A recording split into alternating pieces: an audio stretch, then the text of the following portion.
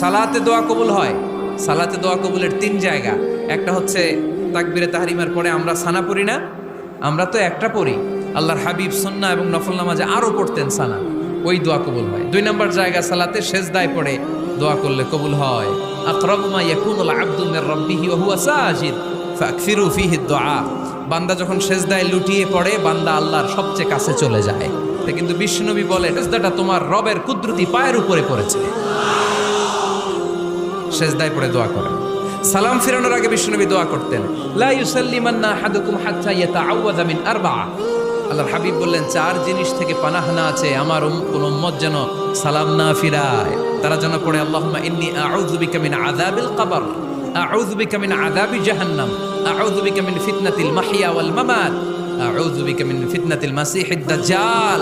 আল্লাহ কবরের আযাব থেকে বাঁচাও, আল্লাহ জাহান্নামের আগুন থেকে বাঁচাও, আল্লাহ জীবন মরণ